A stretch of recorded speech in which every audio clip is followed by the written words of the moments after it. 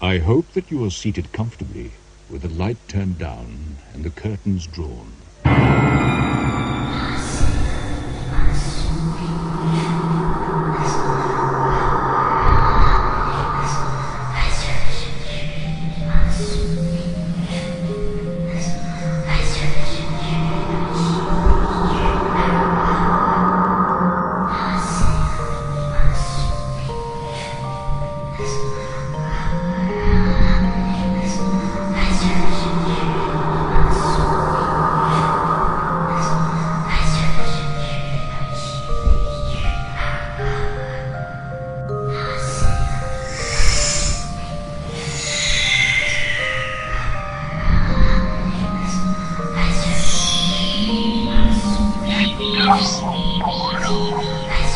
Somebody there?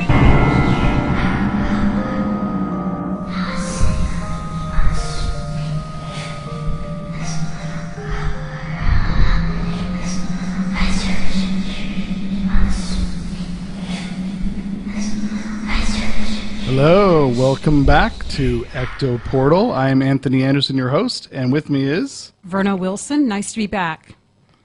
How was everyone this week? Good. Terrific. We have someone else in the studio with us as well. Go ahead. Hi, my name is Linda Walker, and I am here to give you some little bit news bits here and there. Be a little patient with me tonight because I'm just going through a whole bunch of stuff right now. So. Okay, so let's find out what we did this weekend. What did you do this weekend, Verna? Well, I went to a few places. I went to first the Columbarium, which you've been to with me before. Yep, many times. Many Love times, it. Love right. it. Great place. We went there to actually put some flowers on a friend's niche, and we were able to take a look around, and we actually just did a quiet, tiny bit of investigating. Not too much. We wanted to keep the place quiet and keep everything out of respect, because that people come in to put flowers. Other knickknacks, personal items, and right. So we just basically looked around, and we basically just viewed the place and just took a look around the upstairs. And where's that columbarium at? The Columbarium, it's over by it's in the Richmond district. It's in the Richmond district. by the Richmond Rossi District. Playground. Here in the Yes. city. Right, and it's over. What are the cross streets over by Arguello? Is it Lenora? Lenora and Arguello. Arguello, somewhere I think. around Right, there. Lenora Yeah. and Arguello, right. So beautiful architecture, beautiful place, and very peaceful. There's definitely a lot of spirit activity there, but we didn't really concentrate on that. We just concentrated on looking around and paying respects to our friend. And then after that, Oh, before you go on, yeah. just so in case anybody is curious, the Columbarium actually was the center of the old Oddfellows Cemetery. The Rossi Playground actually was the crematorium, the actual ball field behind the pool. Mm-hmm. So that whole area was a giant graveyard back in the day, and it was the Oddfellows graveyard, and we were Oddfellows. Yay. And that, Yay. and that was the center of the actual graveyard, and they had to relocate everything to Coma, all the graves, but the actual building remained there. You know what I always wondered about that with the Columbarium is, if you relocated all the graves and the Columbarium was left, was all the ashes still in the niches in the Columbarium originally? I think pretty Or much. did they remove some of them? I don't think. Because Well, they could they probably must some. be, because if you some look, of them they did. some of them you can see are rusted, and you know what I mean, oxidizing. There's definitely a lot of rust and oxidize in some of the niches and some of the plaques. Mostly in the and first on and the second on the urns, you could see where it's aged and rusted. So it makes me wonder if maybe some remain, maybe only the ones that families claimed them, the other ones they just sort of abandoned. Right. Exactly. And I know Yeah. there was litigation issues about squatters in that building for years. absolutely. So Oh, yeah, maybe that's sure. why nothing happened and they sat there the whole time. So I'm always All got curious about scared that. out of there because it's pretty haunted. Yeah, well, it's very, very active. That's for sure. Very active. And I believe that in some of the niches, a lot of these people were earthquake victims, and they have some living relatives still living in the Bay Area, area. Now, the one little girl, Viola von Staden, doesn't she have living relatives still in the area? She does have living Yeah. descendants that actually come back and visit her niche at the columbarium. Which she And has she died of seen. bad well water. She lived in the Haight-Ashbury, but she died of bad well water brought over from Oakland. And I guess it like poisoned her, and that's how she died. Yeah. But The niche that we actually went to go visit was that of a former club owner named Dirk Dirksen. And Who ran the Mabu- he the ran a Mabuhay club called the Garden. Mabuhay Gardens. And he knew all of our crowd, me and my crowd of friends, and lots of people had a great influence in this area when it came to the punk rock music scene in San Francisco in at San the time. Francisco. Yeah, so Well, that's cool. we went So to go you- pay respects to Yeah, his he owned niche. a club right on Broadway Street, and that's where the punk rock scene started and everything.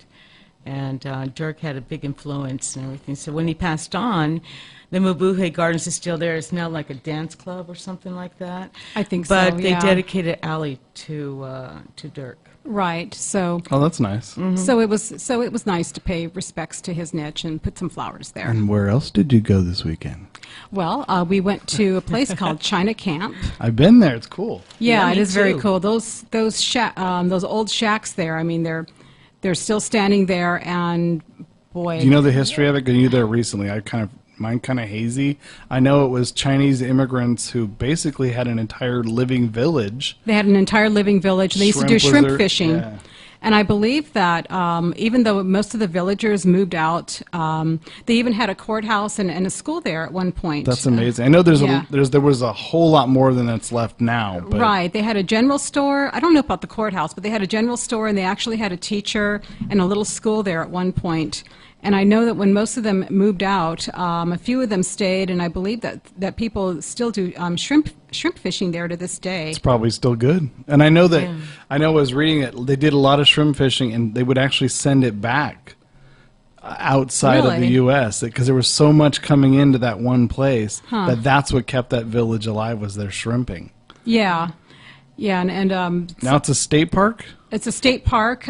People still fish there. I saw people there just walking around and having a picnic. There's a little restaurant and bar there that's really cute. They serve a lot of. I was looking at the menu. Yeah. They serve a lot of seafood. It was closed when we were there. Did you do any ghost hunting? We did. We Nice. did. What'd you And- get? Anything? Yes, we did. And it was very active. Our instrument was very active when we did a lot of ghost hunting. But what I sensed was that it was more than one person coming who was curious. If we caught any spirit activity, we caught a crowd of people. Okay. And I actually asked them if they were happy, and then we got no. And Wow. we asked them if they could help. No, I asked them if we could help them somehow. And they said yes. And what I told them to do was if they see a light, to walk towards it.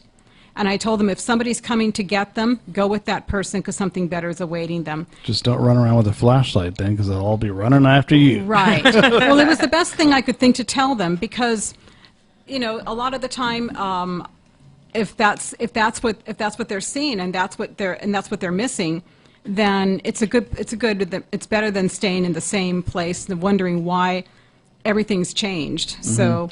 It's a nice little picnic spot, though. Nice place to spend an afternoon. It was really nice. And where is it at again?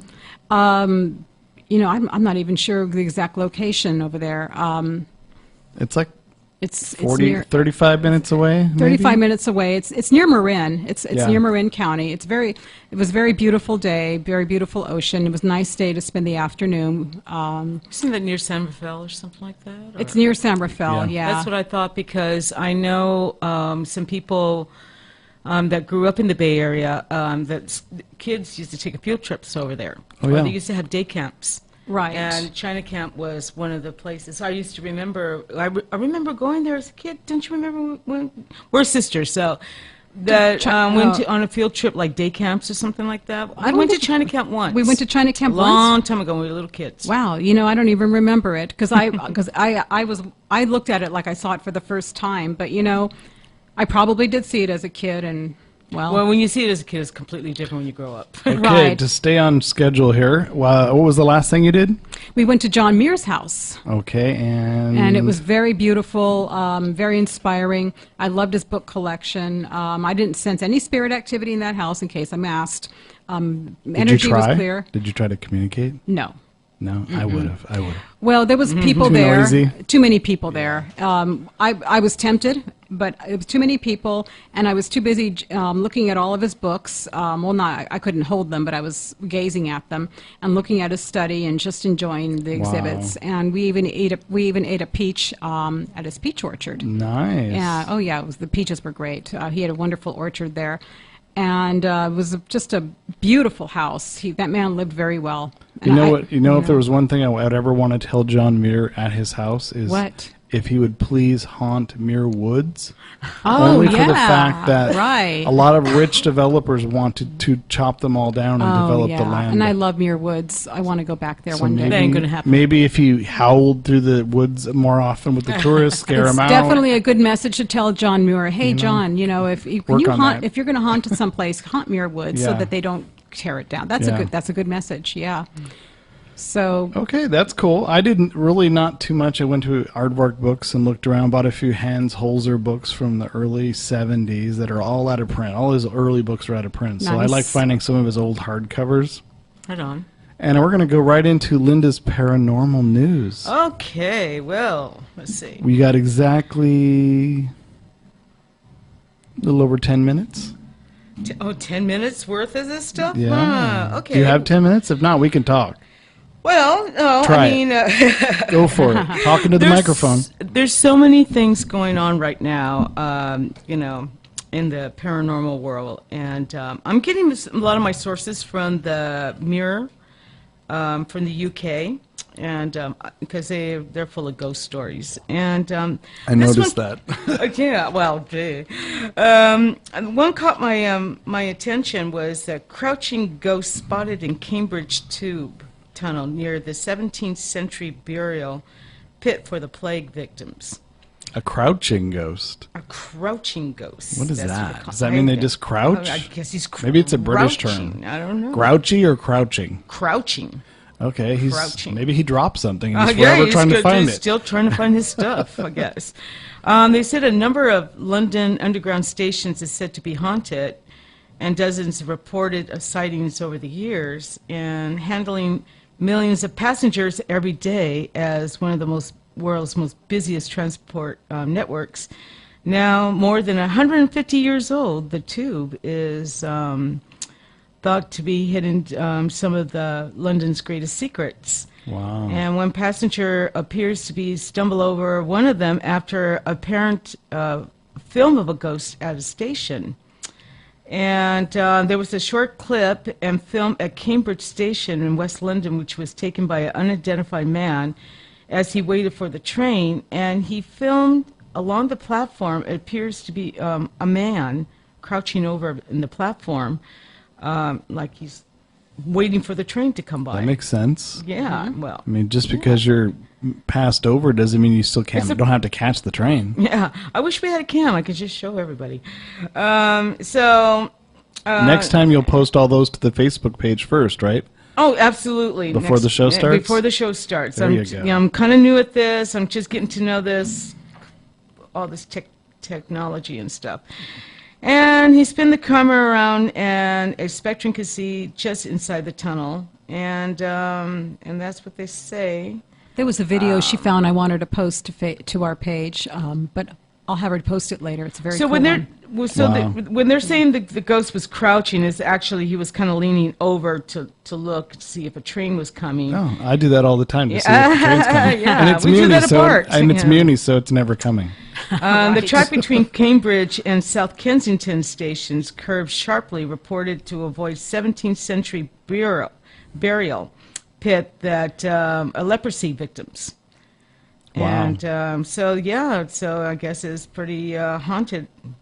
Now, you tube got to think station. most of these people probably catch these by accident. Oh yeah, You know, absolutely. they're just taking pictures of old stations. You know, like tours. I'm sure there's lots of tours of those too. Snap here, and wow, look what I caught. That kind of thing. Well, England is like one of the most haunted places in the universe, practically, I think, personally, because of their history. And, It's true. Very true. And Even though there are TV shows on ghost hunting, seem to be ultimately ridiculous because all they end up doing is scaring each other and screaming and I scaring believe each it. other again. I never seen a show from England, only the U.S. shows. a Most couple of them. haunted. Oh yeah, Terrible. what is that paranormal show? Most The Haunted English is their Most big Haunted. one. Yeah, it's their yeah. longest running and most ridiculous show of all of Oh, them. absolutely. These people are like I'll have to catch an over episode the of that top. sometime. Like if you guys were in the dark, it was so dark you couldn't see each other. You reached over and touched Linda's arm. She would scream, and then you would scream because she screamed, and then you'd both run out and go, "Oh my God, what was that? What touched me? I don't know. Something so that touched me too." describes the show. That sounds ridiculous. Yeah, it's usually Self-created there's this younger woman and there's this psychic lady, and they're always screaming for everything. I mean, Oh, brother. They should have a meter on the bottom of the screen. I know, How many times they scream-o-meter, scream. yeah. Scream-o-meter. Scream-o-meter, yeah. And What else have you got? let's see. I got a ghost of a former shopkeeper spotted around a building where she used to work. Oh, where's that at? Let's see. I'm just waiting. It's loading up. I guess this is in England because the current store manager believes the spectrum of a spirit of a former owner, Miss Hobson's. So apparently she does have a video of that. And I seen this. This is like it was dark and it's like a clothing store, and you can see the dresses moving back. Are you and able to forth see the and stuff video like in the that. article? Yeah, Could you share that to my page, and I'll share it to the Ecto Portal page? I'll share it right after the show. Wonderful. So we probably So should you'll drift. probably see it. We probably should drift into tonight's topic so we can go into our first music break and then come back with tonight's special guest, Doug Okay. Carnahan. Tonight, demonic possession is our topic. There's a lot of people who believe in demonic possession. There's people who don't believe in demonic possession. I know I'll probably all go into our opinions on what we think demonic possession is. Definitely going to be discussing different aspects of what people believe, what it could be, what it could not be. Exactly. And Doug Carnahan, who's going to call in tonight as our special guest, he has his own experiences with dark entities and dark forces, and he'll tell us some of his stories. And maybe he's seen an example of demonic possession in person. I've never seen any demonic possession in person. Maybe mood changes, that kind of thing. But again, we'll go into that as far as what that You could mean like be. PMS, menopause, in women? I'm not even going to go there. I'm not going there. I've seen people whose personalities change, but due to different circumstances. But I'll go there later when we discuss the topic more. Exactly. Yeah. So, tell them about your book. I think that's really cool. Before we go into our break here, go ahead and tell them about you. Do you have any more, Linda? That's it for now, unless you want to know something about demonic possessions. I got some stories for there, But, Save those. I'm We going might to- use Yeah, those at the definitely end. save those. About your book that you got, your treasure that you found. Oh, well, this was actually a few years ago. This was at Fort Mason. It was New Year's Eve, and I was about to go meet Linda at work when she worked for Macy's, but I went in there. And they had, during the Christmas season when they have these large, these Christmas trees made out of books, how Wow. they How shape tall is them. that? They stacked them. They stack them up. They stack up the books to look like a Christmas tree. Well, I went in there and I was looking at these Christmas trees made out of books, and I walked up to the sales guy and I said, "Can I buy one of those books that are stacked like a Christmas tree?" And he said, "Sure, we're going to be selling them anyway. Go ahead." So I said, "Okay." So I was looking at them and I just zeroed in on one, and then I looked at it. It says "My Lady of the Chimney Corner" by Alexander Irvine, and I opened it and it was inscribed to Jack London by Wow. Alexander Irvine, and I thought, and I saw it's $10 the price, and I thought, okay, this is inscribed to Jack London. This is mine. So I walked up to the counter and I paid for it, and then I showed the staff. I go, "Look what I got," and then I showed them the inscription, and their mouths fell open. So you bought it first before you showed it to them? Yeah, Smart move. and they smiled. They go, "Well, Happy New Year, good on you. And they smiled, but their mouths were open. And they said, where did you find that? I said, the stacked up books that are stacked like a Christmas tree. I said, it was in there. And they're like, oh, wow. I mean, their faces fell, but they were happy for me, and they wished me a Happy New Year. And I walked out feeling pretty pleased with myself. And as soon as you left, the entire staff ran over to that stack looking for additional books. Absolutely. Well, I can tell you this much: the next year, I went over to the Fort Mason bookstore and I went over to the Christmas tree. The books stacked up, and they said, "You are not allowed to buy books off the book Christmas tree." Oh, I wonder if you was like, started that. Darn. Look at that. You're starting policy, Verna. Troublemaker. I know. I thought I'm a troublemaker. Well, there was a book. He used to belong to Jack London. Jack used to belong to Jack London. and- Yeah. in He fact- held that book. I work on off Townsend Street in South of Market, and I noticed Jack London's childhood house, Yeah. where he was born, was right down the block from where I Absolutely. work. I just passed it one day and read the plaque on the building. It said, "In this spot was Jack London's childhood house in which he was born." And I'm like, wow, so he was I born want to here. take a picture of that plaque. But his shack is in Jack London Square. Right. Are they allowed He's inside everywhere. the shack? Do they take tours in there? No, you No, can't it's go just in the it's shack. a replica. It's It's a very small little shack. It's Because I not know a he real has shack. some Not a real home where they shack. allow tours. It's but just I a don't know. replica anyway. No, it's not his it's real outside. shack. The public can see it. Well, I But want you to can see go in it. that little bar where he wrote a lot of his books Oh, when he was a I'll do student. that. And he was But I starting wouldn't to- mind seeing the shack, actually. Remember I've we never went seen to it. Calaveras County and we went. We saw Mark Twain. The Mark little Twain's cabin, yeah. The little cabin Yeah, I that remember he that. stayed with his friends. That man traveled. I've been reading some of Mark Twain's stuff in Virginia City. He Oh, went yeah. back and forth so many times across the He went United all across States. California. But if you're a writer, that's the best way to That's what get you out do. and see the world Yeah. to write, right? Yeah. John Muir's book collection, he had tons and tons of nature books on California. He had them from every area of California, and I can tell that those were all the places he was planning on visiting, because he had so many detailed books about. And of course, I couldn't look at them. I just could see them on the shelf, but it was You're like, I want every to rip this single- plexiglass down. Oh my God, I wanted to so bad. I actually tried to open one shelf and I couldn't, and I thought, of course I can't open it. What am I doing? But Alarms go off. Yeah. Well, Man, come with I us. thought it would slide open, and I wanted to look at one of the books because I own antique books, and I thought I'm careful with it, but of course I couldn't do it. But so I looked through the window, the shelf, and he had so many books on nature in California, and I thought, wow, that man got around. He traveled a lot. That's So, awesome. Yeah, That's it was why wonderful. They named the redwoods after And he him. also had a lot of Emerson's books too. He was really into Emerson's work. Cool. Yeah.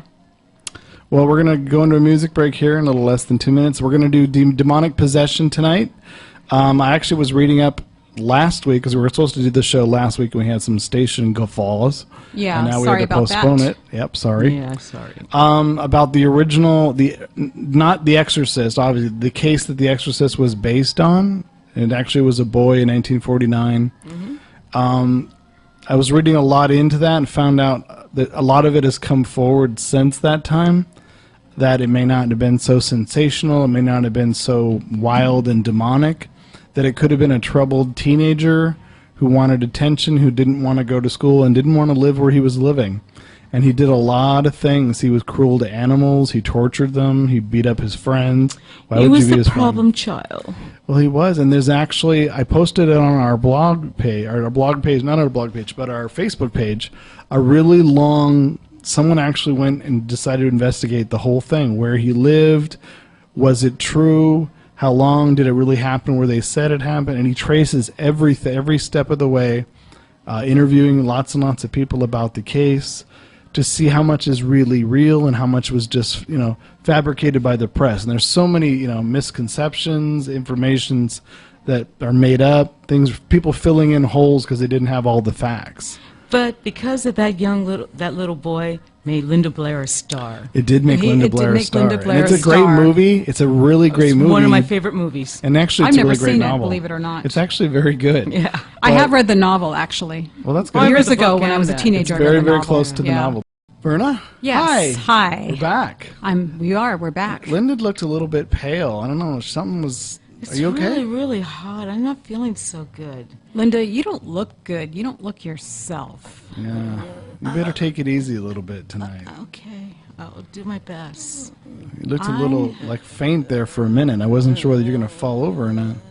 Yeah, I'm not sure I like the change in you, and that just came to you a couple minutes ago. So we should have our guest Doug Carnahan calling in any second here, and we're gonna discuss tonight's topic: demonic possession. And I know a lot of people have a lot of opinions on this subject. Like I said, I was doing a little research about the real Exorcist case. The boy, I forget what his real name was now, but it's probably just as well. But his picture, his name's on the internet now. You can actually see it. People who've claimed his best childhood, Fred said he used to torture dogs. Which means that he was mentally ill, had mentally ill problems. Exactly. He was an only child. He was living with his grandmother and his older parents, and I guess his aunt who lived with them used to use the Ouija board with him and taught him how to use the Ouija board, and she was like a sensitive. Okay. She passed away. He tried to contact her with the Ouija board, and they said, "Oh, it looks like Doug's calling. Hold on, just a second. Doug's on the line. Doug, is that you? Hello? Are you there? Hello? Hello, can you hear me? Stand by, folks. We're trying to get Doug on the line. Yeah, it looks like it didn't happen there. I don't know what happened there. If you could try it again, Doug, we'll see what happens. But it was a ghost. It could have been a ghost. It was a ghost call. Ooh. So and he was a brat, and a lot of kids didn't like him. He's kind of a loner, a weird kid. And his best friend said he would do crazy things to him. He would he had this horrible dog, I guess, that he owned, that he used to beat and abuse. And he would get the dog riled up because the dog hated everybody except him. And he would have his friend come over and then sick the dog on him. Hello?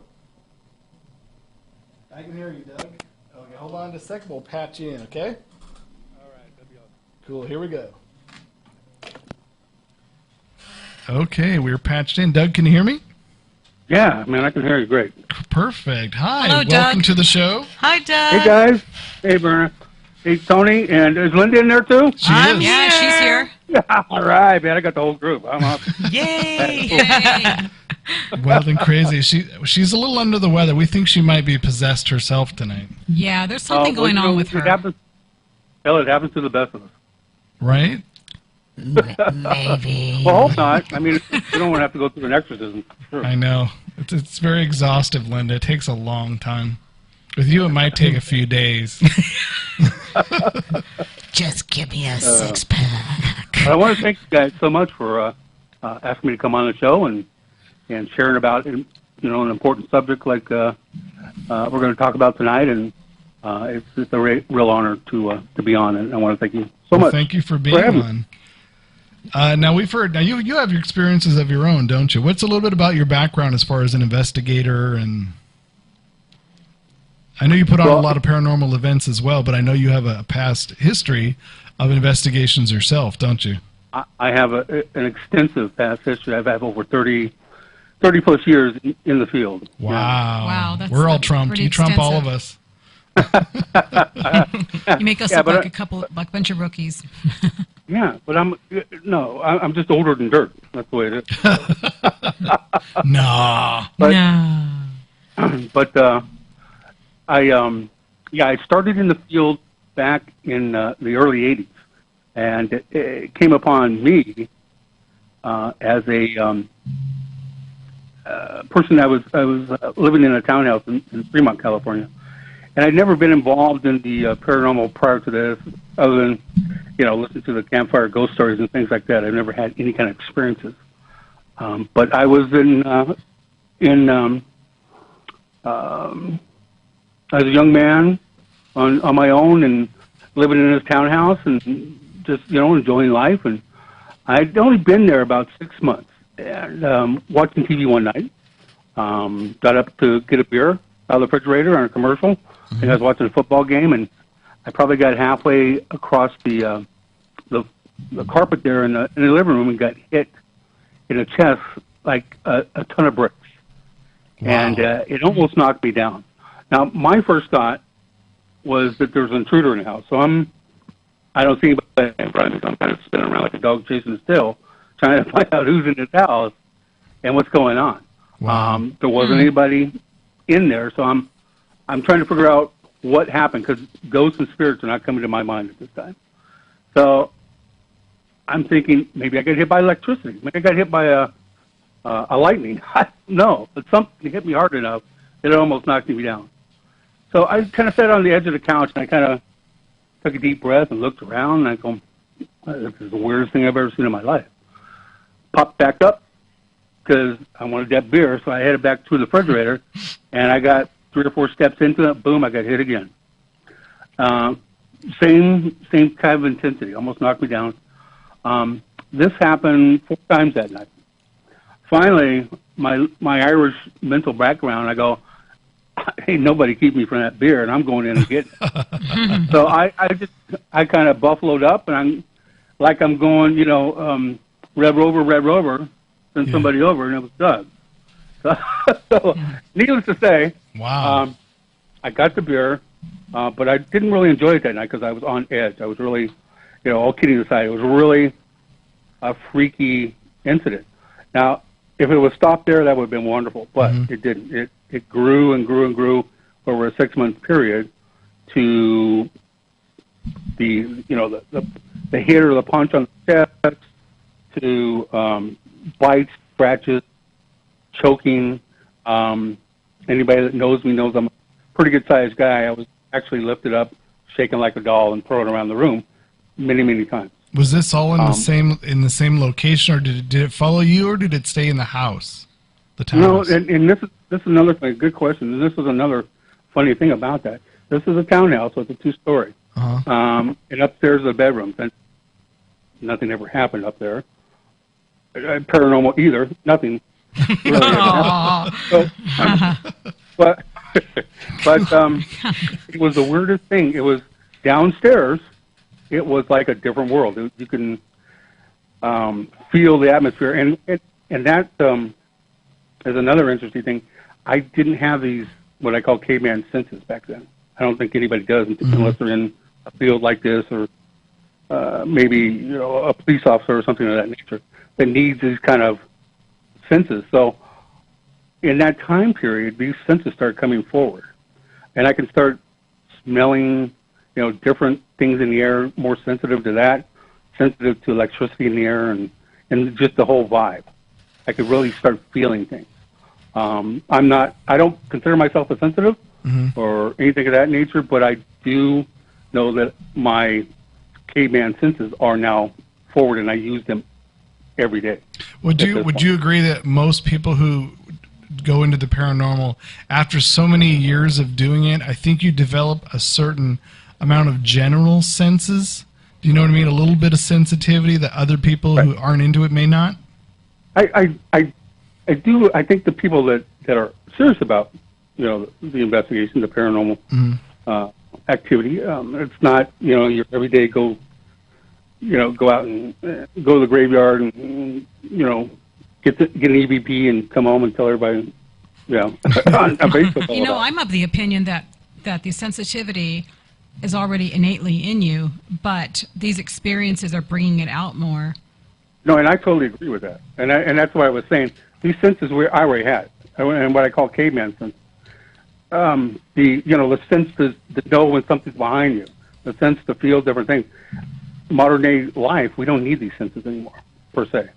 But when you do get involved in things like this, a lot of times they do come forward. And for me, they came, tenfold. Wow. So, Doug, did you, when you were living at the townhouse at the time, how long did you live at that place? Well, I had a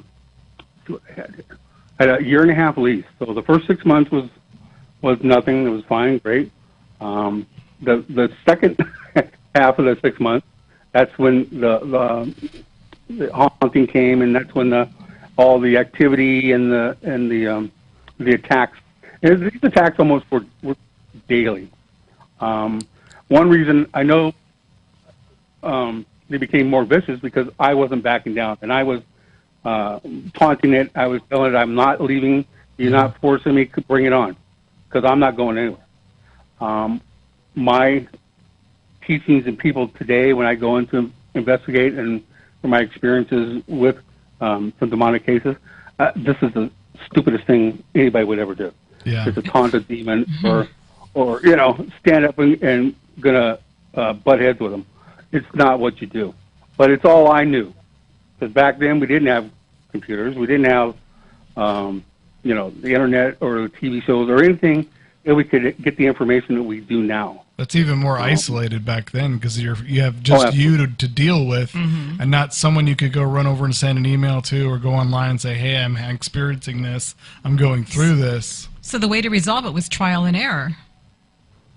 It for me it was, because I didn't know any better, but I knew that I was not going to allow anything to push me out. Now, again, not knowing much about the paranormal, I didn't know at that time that I was dealing with what I would call low-grade demonic. I thought I was dealing with a person that possibly passed away in the house, didn't know it, and saw me as an intruder. I was trying to push me out of their house. Did you ever do the history of your house to find out what could be causing this? I definitely tried to do that, and with the complex management, they were not given any information out whatsoever. Oh, so you had no history to work and with. And the neighbors thought I was out of my mind. Oh, unfortunately, neighbors will tend to do that. They don't understand. So, Exactly. Doug, are you a religious man? I don't label myself as religious, but I definitely have a higher power. I definitely believe in higher power. I don't practice any one religion, but I do pray. So I allow it to go out to the universe, and hopefully good things come back to me, and protection. I feel I'm very protected. I feel I'm very, I feel that I'm safe in what I do, because I'm supposed to be doing this. And I'm not trying to put a top half of my head and say this is, I'm the guy. I just believe that what happened to me was a trial. See what was Doug going to do. And after it was all done, I could have done one or two things. I could have cowered up and just said, hey, I hope this never happens to me again, and just never talk about it again. But what came over me in my heart and in my soul is, if this could happen to me, it could happen to other people, families, children, and I wasn't about to see that happen. If I could help it, if I could be part of helping somebody save their lives and their families, and I was going to do that. And I felt that was something that I was kind of thrust into. And I'm happy for it, too. I mean, it's probably cost me a couple marriages. It's probably cost me friendships. But it's something I think that I was meant to do. Well, I think an experience like that would change you anyway as a person, just in the way you see life, see things around you, and how you live your life, too. And so if you can help someone else who may not have that insight, I think it makes, in a way, I mean, it's hard, I hate to say it, but it actually kind of makes you a better person in a way, because not only are you looking out for yourself, you're looking out for someone else who might be involved in something similar that they have no understanding of. And the fact that you can help them with it, I think that makes a big difference. Yeah, and believe me, it's not only me. I got a team out there that are amazing people. They're learning something new every day, and they put their heart and soul into it. So it's not just me. I mean, I got a whole team out there that really puts everything they have into it, and I'm so proud of them. What's your team's name? NorCal Paranormal Investigators, or we go by short, MPI. Now, your team, I know that they've done investigations, but are some of these people specialize in cases like this? I mean, have they done some extreme cases? Have you been to some of their cases where you actually saw some demonic possession or something close to it? Well, my team now, they're pretty fresh in their learning stages. Other than Jason. Jason's been with me about 6 years now, and he's just he's just so knowledgeable in the field. He just took to it like a duck to water. Myself personally, I investigated and helped people 20 years before I actually put a team together. Wow. So I've been doing this long before the concept of a team ever came to my mind. So Doug, what did you do back in the early days before all the, electronic equipment and all these fancy gadgets that we have today? What did you use back then? Or do you just use a plain tape recorder or video or, videotapes, or what did you do? Yeah, exactly. We did use, the little reel-to-reel tape recorders. We used, just crazy stuff. We used talcum powder on the floor to see if we could get any kind of footprints and stuff. And believe me, we did. So that's kind of the most freakiest thing you could ever imagine is seeing a footprint go through talcum powder and nobody there. It is freaky. Actually, it's very effective. Yeah, that would impress me though, because that's something you can actually see. Mm-hmm. Absolutely. Yeah. They still use it today. I mean, some do. Yeah, now it's considered retro, and people are impressed. Like, wow, I've never seen that. You're like, yeah, this is old school. That is very old school. what's really funny to me, and I was talking to some team members the other day about, is that we're out here communicating with the dead, with the spirits. Mm-hmm. Yeah. And we take it as an everyday thing now. I mean, there's no wow to it anymore. I don't know if we become desensitized about it and we want more, or we just expect it. So it's really funny to me that it's amazing that we can, with tools and those that are gifted as a psychic or medium, can communicate with something or somebody that their bodies are no longer here. There's nothing physical about them other than their soul. It is amazing. I think Absolutely a lot of TV shows have pretty much blanketed everybody's perception of ghosts, how we look for ghosts, and how to see a ghost, take a picture of a ghost, video a ghost, run from a ghost. I think TV shows, people think that's how it's supposed to be and that's how it is, if they only knew the truth. Very few people get the real story and get the real type of instructions on how to work with that, and they find that it takes a lot more patience and hard work than they anticipated in the first place. And all that waiting in the dark. Definitely. Well, yeah, definitely do a lot of waiting on in the dark. TV, like Ghost Hunters and those guys, they're there for like the whole night, and you just got long footage, and then you have to cut it all into 1 hour. So, it actually takes them a week to film that. I was going to say, Or they longer take a than week. that, Ghost Adventures takes 3 days. That Ghost Hunters takes a week. Right. Yeah. So much for spontaneity. Yeah. Now, Doug, tell us about a typical case that you worked on. Name a case that, what happened? Well, I can tell you a case that the team was featured in My Ghost Story, which was a pretty cool case. Do you know what season that is? What season that was, off chance? I don't. No. I'll find it. I honestly don't. It's called, what the heck is it called? That's a great show. That's one of my favorite shows. I agree with you to a certain extent, and I'm going to tell you why. Just on an audience member as entertainment, I think it's an entertaining show the way it's presented. Oh, absolutely. As far as reality, that's probably a different matter. But my take on it was it started out with great intention, and it got to the point where it was nothing but an orb show. Oh, okay. And I don't know what your belief is about orbs or not, but that's all it became at a certain point. I think they figured that out and kind of came back to something other than, because I do agree. I thought it was a pretty good show. I thought they really took their time to kind of tell a story in all 9 yards. So I thought it was pretty awesome. But my show that I was on was the setting was in Monterey County. At its time, it was one of the largest chicken egg ranch farms in California. A family had rented a house there, and they had 2 little boys, and getting settled in, and one of the little boys, I think they were like 5 and 3.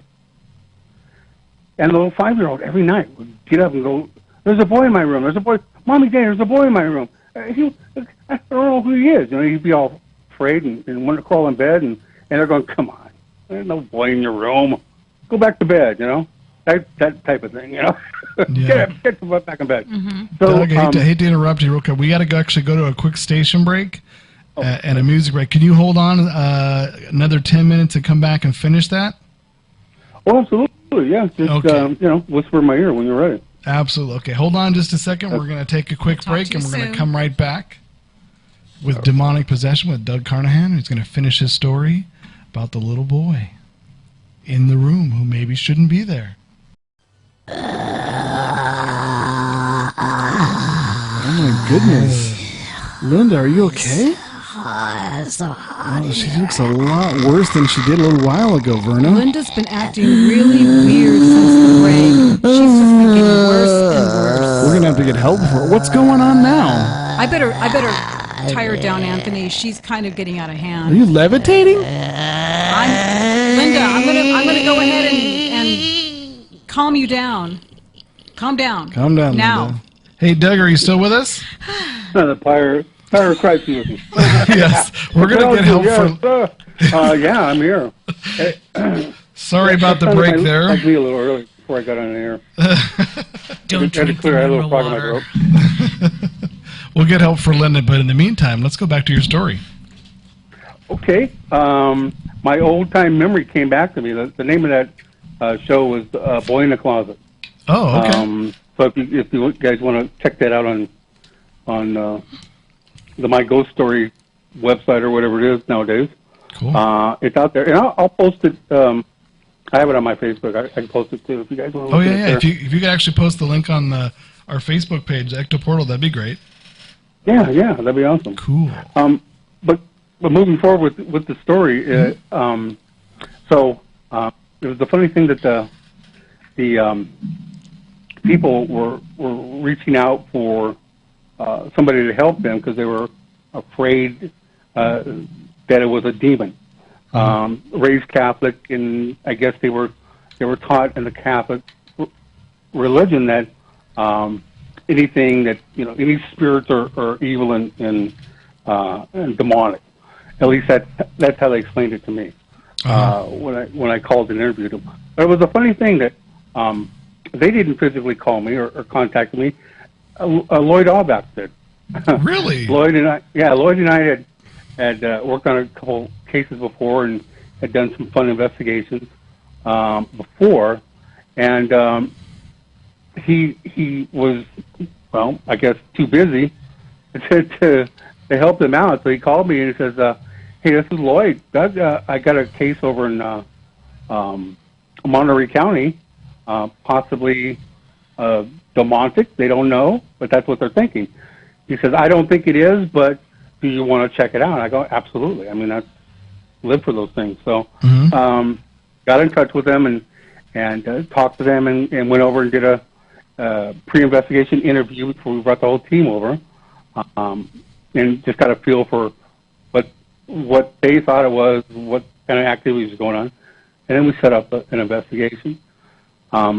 What we did was come in and wanted it to, if it was a child, we wanted it to maybe play with us. So we got some of the kids' toys, and we were playing, it was like a beach ball and stuff like this, and we're in this one room trying to get some sort of communication. And it doesn't happen instantly. Believe me, you guys know that. Of course, sometimes absolutely. it takes a lot of patient waiting, coaching. Trigger objects. Exactly. So, and the funny thing about it, we were sitting there for hours trying to get something to come out of that closet, because and that's what they said. The little boy came out of the closet and woke the kids up, wanted to play with them. So, the weirdest thing was, nothing happened until I started clucking like a chicken. Really? I said, I figured he was raised up on this chicken ranch. He likes the chickens, you know. What little kid doesn't like chicken? Exactly. So I started buck, buck, buck, buck, buck, buck, buck, and I know it's embarrassing, but I did.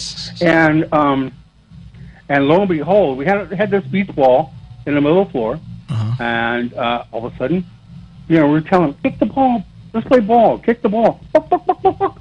And all of a sudden the ball starts moving and rolling around the room. And it was like, oh my God, it's cool.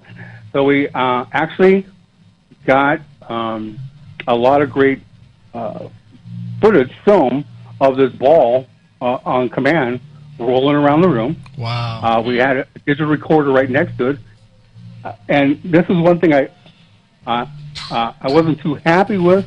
My ghost story, we gave them a digital recording of this child giggling and laughing as the ball was moving.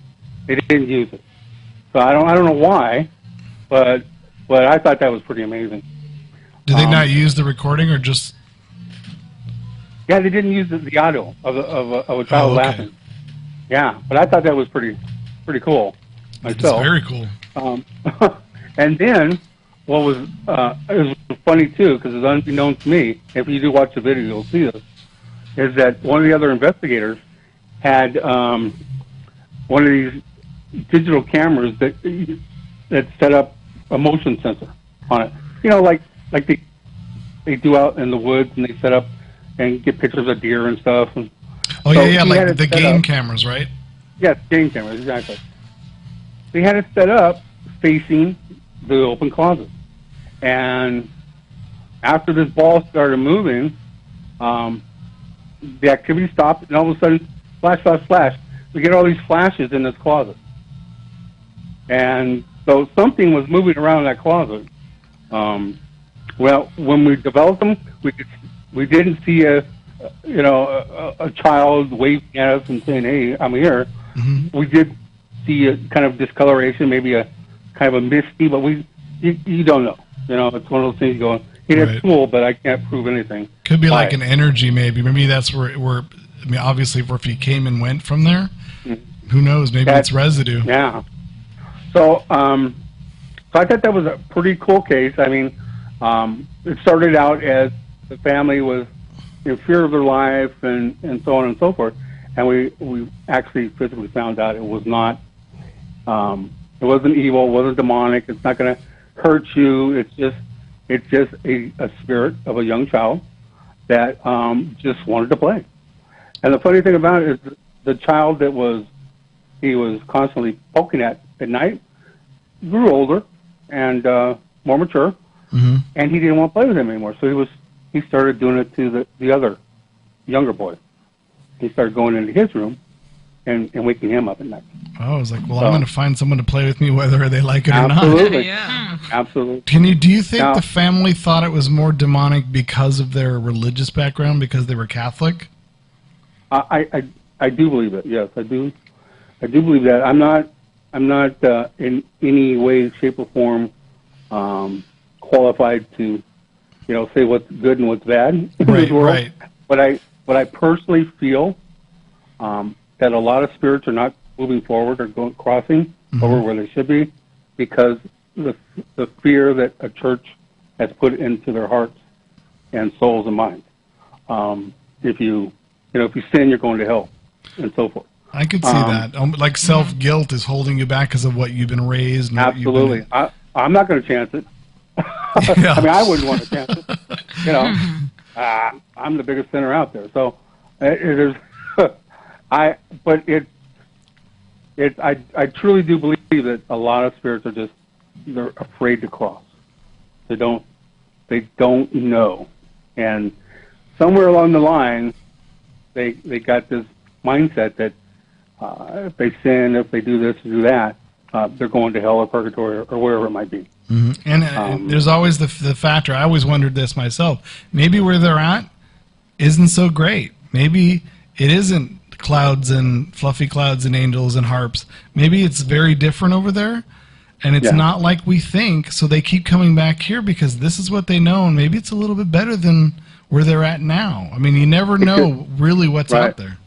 I think it's also probably I'm sorry, Doug. I think it's also probably the factor of how the child died or a person dies. Sometimes people die with a really tragic disease, or they got murdered or something like that, and they just kind of carry that along with them, you know. Or they just and I agree with that too. A lot of people, I believe, that have a tragic instant death are living in a dream world. Mm-hmm. I know I have had dreams that were so lifelike. You wake up and you don't even know where you're at or what's going on.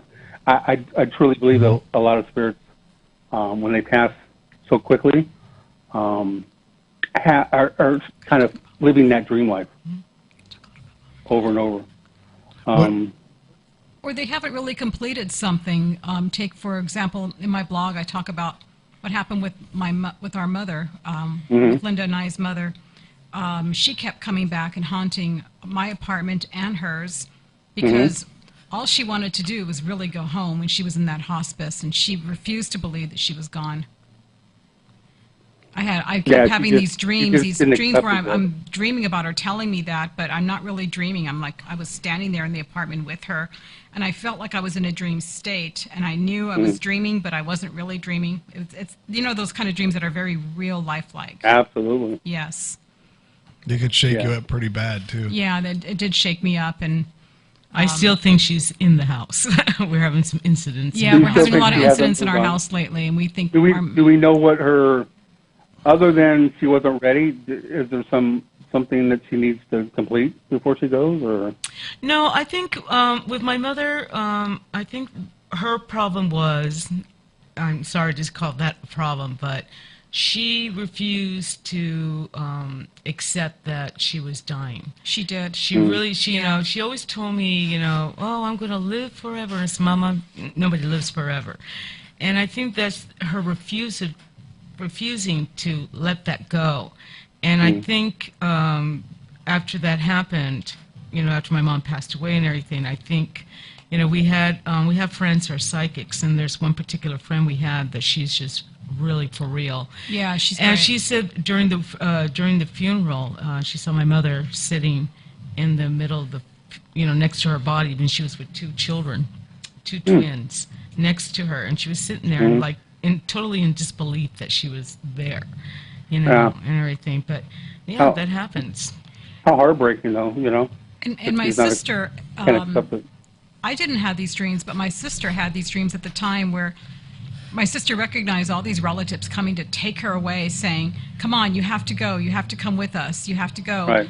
And my mother would say, "No, I want to go to church. I want to do this. I want to do that." They said no because that woman doesn't exist any longer. And they were trying to get her to go, but she refused to go. But that's the process of dying, too, which is a total different story. Completely. Yeah, well, we're going to go. Yeah, it's a different subject, but that's just an example anyway. So, Doug, since I'm here tonight, remember a few months ago that I gave you a case where a friend of a friend that was having a problem in the house and everything.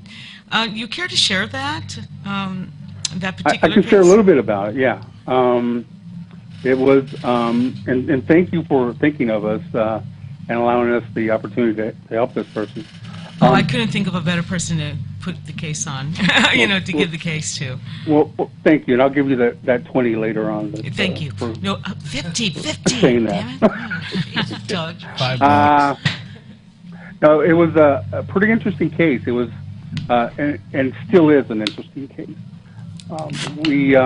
A woman just gone through some pretty traumatic life type of things with her family. She was going through a divorce.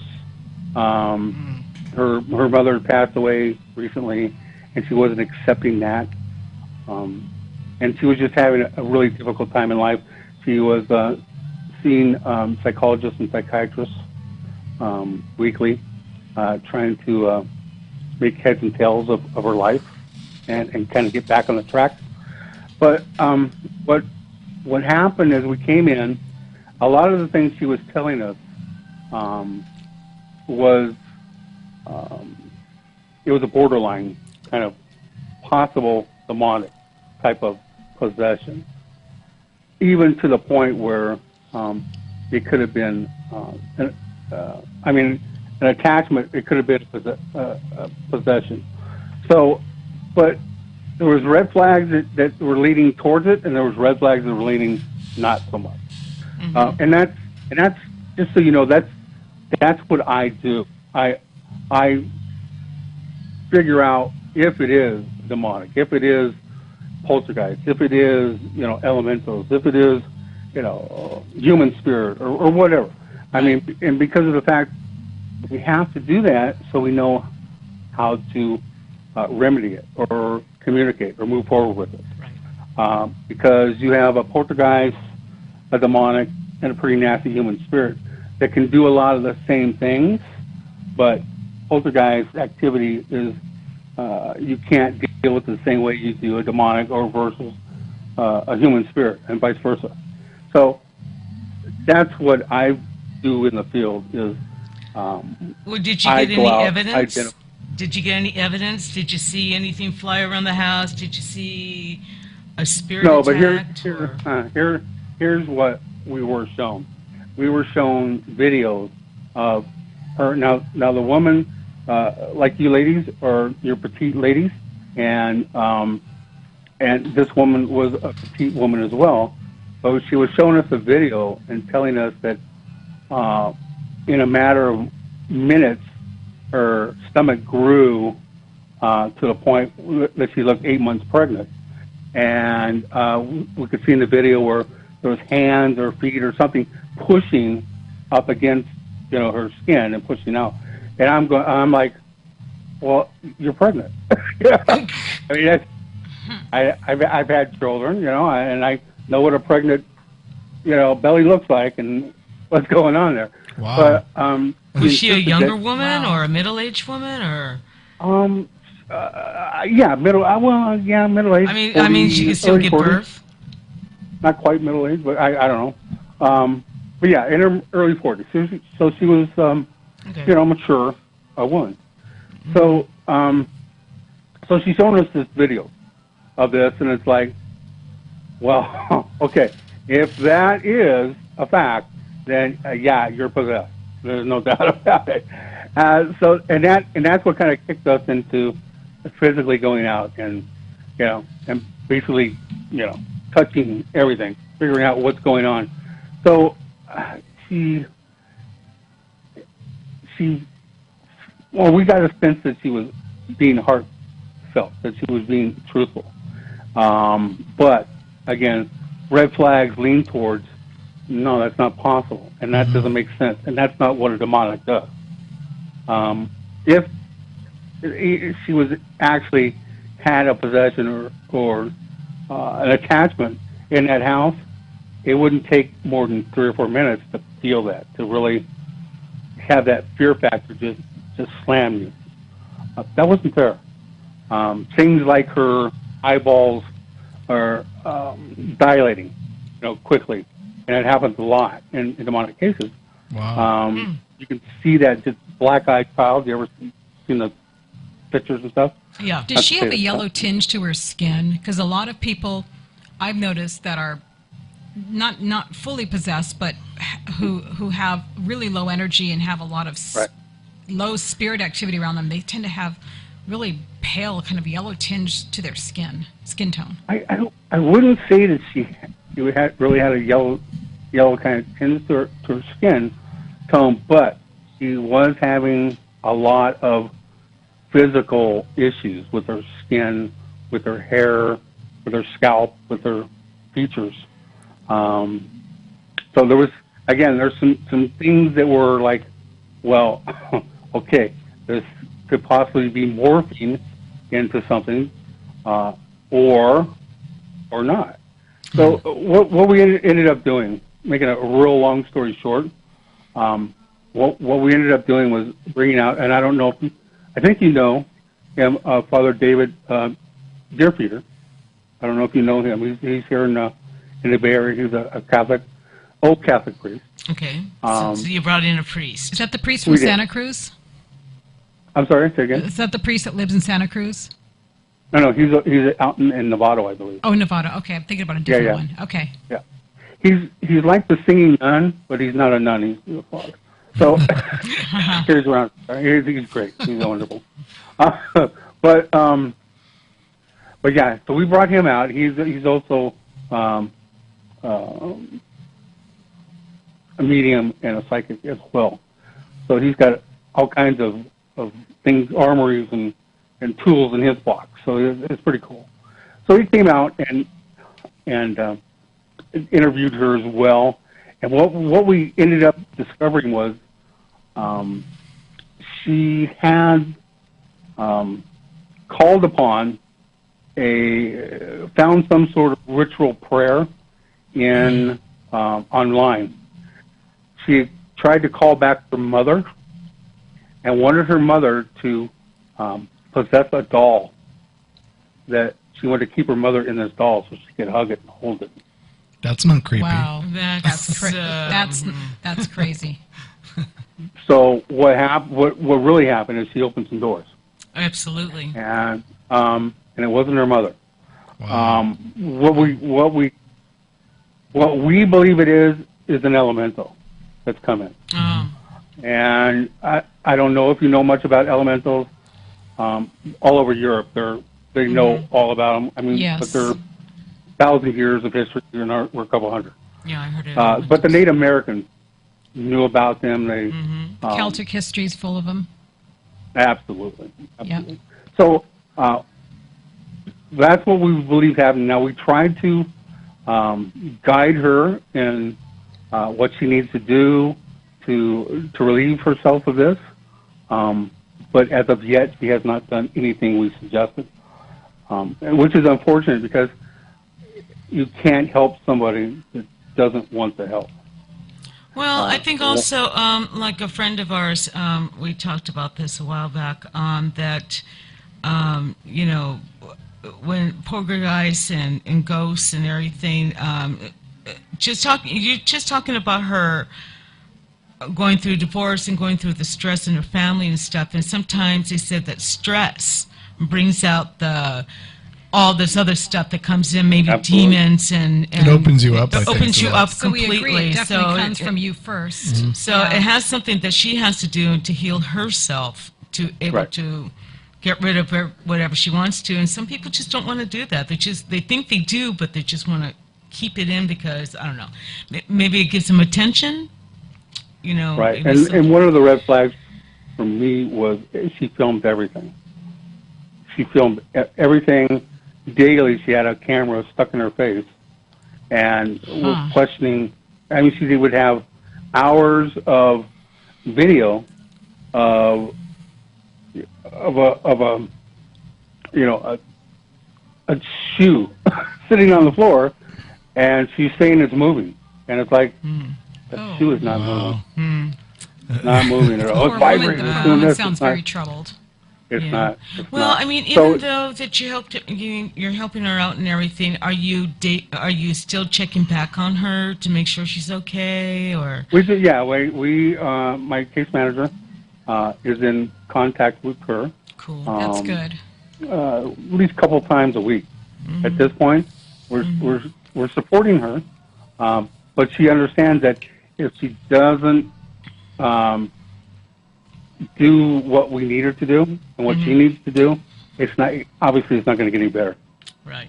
So I think she has to get her physical and mental state balanced, stable, And once she does that, she can grow from there and grow stronger, and ward these things off and move forward with her life.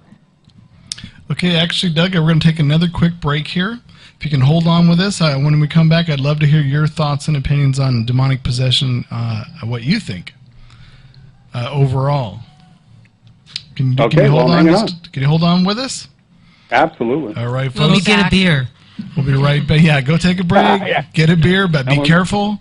And we'll be right back. And Linda, we're going to get help for you like as soon as possible. Yeah, Linda's not looking good.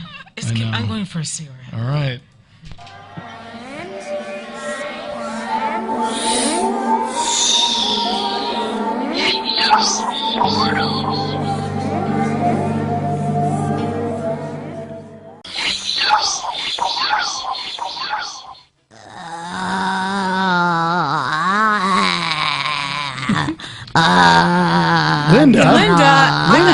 Linda, you're not looking good. Anthony, she's getting out of hand. Donald Trump. Okay, Linda, I'm tying you down. Okay. I think it's time. I think we're going to have to do it. Anthony, I need the holy water. Oh, it's over here. You need the holy water. It's over here. Take it out. I got it. Okay, I got it. Wait a minute, Anthony, that's not holy water. That's propel water. The power of Christ compels you. The power of Christ compels you. the birdies propel in the water. bird. The power of Christ Birdies propels in you. the bird. The power of Christ propels you. It's not helping. That's propel water. Okay, we'll try again later. Doug, are you still there? Suddenly she's quiet. Yeah, but I'm running for the hills pretty soon. Because that keeps up. She's starting to Yeah, move. she just levitated around the room a couple times, but she's okay. There's an old saying, when in doubt, get the hell out. I like that. I got to use that. That's a good one. The things these people make me do. So, Doug, what is your opinion on demonic possession itself? Do you have any personal views on it? Well, I do. They do exist. I have personally witnessed 6 possessions and exorcisms over my 30+ years in the field. They're not as they're not ongoing as many people would think. It's probably 90% of the cases we get people, first thing they say is it's demonic or it's a demon. And 99.9% of the time it's not. Yeah. Which is, thank God for that. So it's one thing you don't ever want to deal with. It's not something you would wish on your worst enemy. It's just the most horrific thing you could ever imagine. The movies and TV shows really doesn't do it justice when it's right there in your face. Do you think the term demonic or demons, I mean, I know when people think evil, I'm being possessed by a demon or the devil or something demonic. Do you think that term is just what people who aren't really into this field use kind of as a go-to word? Like it's a popular word in culture, religion, that they just think something evil must be a demon or demonic. I wonder if those people just go to those terms and words because that's what they know. You know what I mean? And that's an excellent question, and I think you hit the nail on the head. I do believe that it's a word that's overused. It's not. To them it's so huge. So that's the biggest thing they can imagine that could happen to them. So yeah, they always think go. it's the Catholic Church biggest weapon? Because I mean, they do train some priests specializing on demonic. I can't even say it. Possession. Exorcism. I can't say that. Yeah, actually, I think I read that the actual Vatican used to have like 7 priests who do exorcisms. Now they have 37 on call or that are trained. I think they even have more than that. But yeah, I've heard 100 plus. Wow. But I mean, it's a real thing in the world. And this is a thought that I've had carried for many, many years is, and wanting to get scientists and doctors involved in the field, psychiatrists and psychologists, is how many people are in mental institutions that are not really mentally ill, that are actually possessed. That's true. I mean, I can't even imagine being a doctor or an exorcist who has to decide between the two. Like, where does the psychology stop? Where does the possession begin? Is there a combination of both sometimes? I would imagine one would drive you crazy, I'm sure. And that's a perfect setting. That's if a demonic entity possessed you, that would be a perfect setting for that person to end up being so mad and crazy that they end up being the rest of their lives institutionalized, where they could never do anything other than sit in a room. So, Doug, I got a question for you about the possessions that you have seen. Are these people, are they from more of a religious background? Are there like ordinary people that really are not religious? Or what kind of people that you do come across that are possessed? Demons don't discriminate against people that are religious or not religious. Okay. I don't know that more people are non-religious or religious, or I couldn't even begin to give you the numbers. Mm-hmm. I don't know that. But what I do know is they don't discriminate. When you play with, and people are going to go, yeah, Ouija boards. But Ouija boards, there's nothing wrong with the board. It's what you do with the board. It's what you're inviting with the board. You're asking something to come forward, use your body to move this little plans around, and that type of invite is opening for disaster. Playing or doing seances when you don't have the ability to shut it off or close the door. Right. Anybody can do a seance, but do you have the ability and skill to shut it off, to turn it off, to close the doors? Exactly. If you don't, you're leaving it wide open for things to come through. Actually, any kind of paranormal activity, from seances to investigations to anything, you're actually opening the door, and that's why we urge protection, and we urge caution and all that type of thing to help the person, when they're involved in that. I actually have a theory on what demonic possession might be, as far as the receivers of it, the ones that are possessed. I think the ones that are possessed could very possibly be sensitives, and the only reason that they're having this happen is whatever this thing is, this negative energy, it picks up on that. It could maybe read your thoughts, maybe it senses things, maybe it knows you are aware of things, and it kind of latches on. So that's sensitive. You're basically already open anyway as a sensitive. And if this thing comes to you and latches onto you and tries to take control of you because you're different than other things around you. Maybe you're you like stand an open out. door. You're a beacon. Yeah. So maybe it's like a moth to flame. Exactly. No doubt about it. So that was another theory I was thinking about during the week when I was researching just different cases. That could be a possibility, that they're just sensitive to begin with and they don't realize it. Now, no, absolutely. I agree that I think the more people that are sensitive and open psychically, that again don't know how to shut that off, turn it off, are in the most dangerous type of situation. Or it's not only demonic, but human attachments and possession. It doesn't happen a lot, and it's very rare, but it happens. What about people who are heavy drinkers and heavy drug takers? Because that opens the door also to... Absolutely. Yeah. Anything that's going to hinder you physically, mentally, weaken you, is going to have that door open even more. Not to say everybody that uses drugs or is an alcoholic is possessed or has an attachment. That's not the case, but it does definitely give the entity a step up on somebody. If you should and need to be, thinking, especially if you're going to be in this field, mentally and physically on your tip top to be able to combat these types of things. It's like your brain is shut down on one part of side of your brain is shut down, and then your other side of the brain is opened up, and I think that's probably possibly bringing in, your psyche. Because they said that we don't use 10% of our psyche out, and that probably opens you up. That's another thing, my theory. No, I definitely agree with all your theories. There are definitely possibilities of what is going on out there.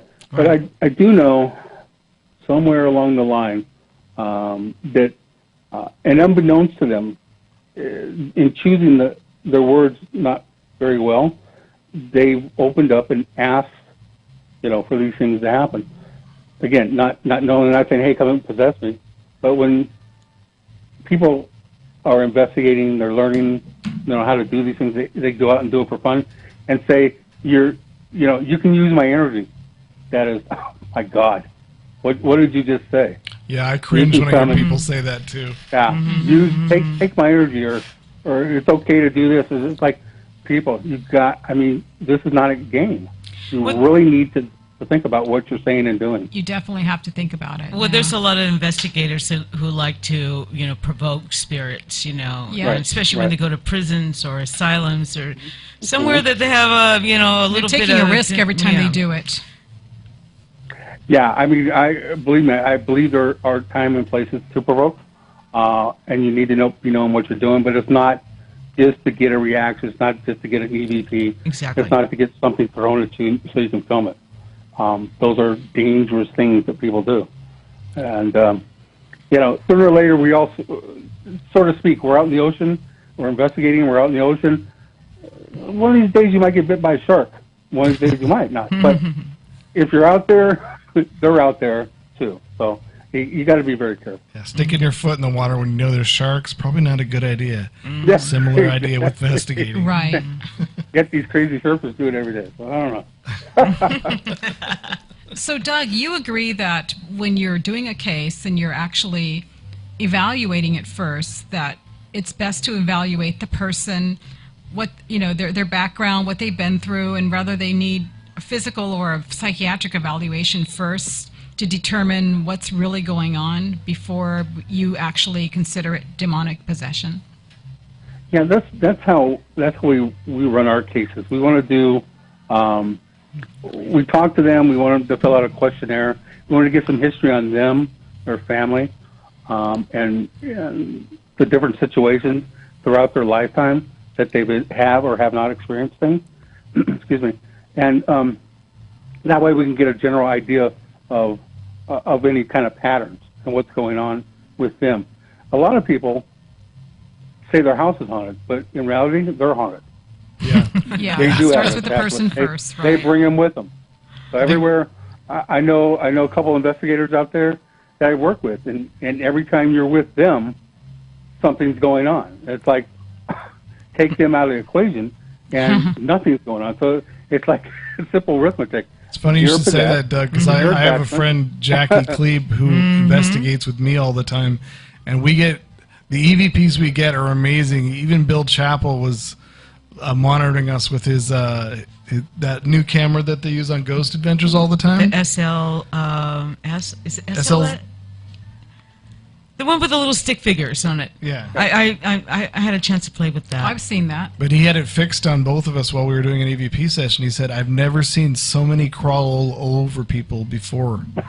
He says, check your EVPs. Whatever you've got, you guys have to list it back. He goes, I don't believe a lot of that. Yeah. But you had so many crawling all over you. And we get EVPs that are just...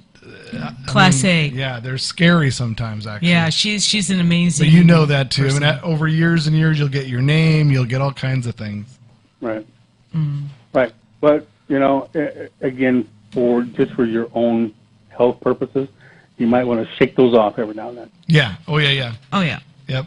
You got to do your own grounding. And I always tell people if they're having problems with stuff, most of all, be true to yourself. I'll only do what you would do. Don't listen to anything anyone would tell you.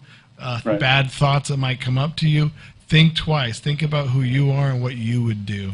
The last event Verna and I did together, we do a little lecture and we talk to people about how to protect yourself from, spiritual attachments and stuff. And, And there we go.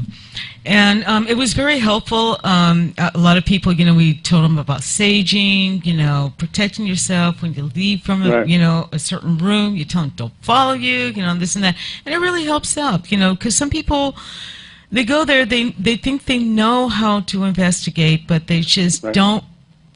They just don't want. Some people tell me, well, I just want to feel that person. I want to feel that scratch or that get my hair pulled or something like that. So I don't need to protect myself. They don't realize what a risk they're taking when they do that. And then they're taking a big risk, And I said, well, yeah, you can feel all that stuff, but then afterwards, you have to go back to normal life after that. Yeah, I would save that for your boyfriend or girlfriend. But when you're investigating, you don't want to feel the scratches and pulling hair and stuff. That's not. You don't want to feel that. No, it hurts. Keep it to recreational only. But, this is one of the reasons why I've been trying to get you guys out to our Paracons to talk about people.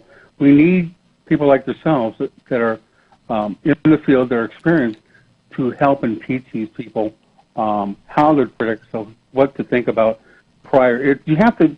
It's just like you're preparing yourself, a professional football player, a baseball player, whatever. Mm-hmm. You're preparing yourself before you go out on the field. You have to do the same thing when you're investigating, even if it's a place has been investigated 1,000 times, like the Hornet or Winchester or wherever it might be. Ione out in Preston Castle. Those places, people are there all the time. Mm-hmm. That doesn't mean it's safe. Just because people are there all the time investigating. You have to be smart. You have to protect yourself. Okay, Doug, we actually are run out of time here. We're going to wrap up here. I thank you for coming on tonight and sharing some of your stories and opinions. Yeah, thank you so much. It was really great hearing some of this. Very well. Thank you. I really really appreciate it. I think you guys are doing an excellent job out there getting the word out, and sounds like a fun show. And it was a real pleasure to be on the show. And thank you again. We have to hang out and investigate with you. You're a great guy. You really are, Doug. We'd love to come out and have you guys come out and join us sometime. You got to come up to the city and have a beer with us. Absolutely. Yeah, it'd be great. Yep. It'd be live in the studio. That'd be awesome. Oh, live in the studio. That would be great. You don't live so far away, so come into the studio and visit us sometime. Woohoo! Say when. Awesome. Okay, cool. All right. Okay, Doug. All right, everybody, till next week. Till next week. Our topic is going to be UFOs, actually. UFOs and abduction dreams. Abduction dreams. So thanks a lot. Thanks to our guests, Doug Carnahan and Linda and Verna. Until next week. It was a pleasure. And we'll see you once again in the Ecto. Bye, everyone. Bye. Sleep. Bye, guys. Good night. Thanks.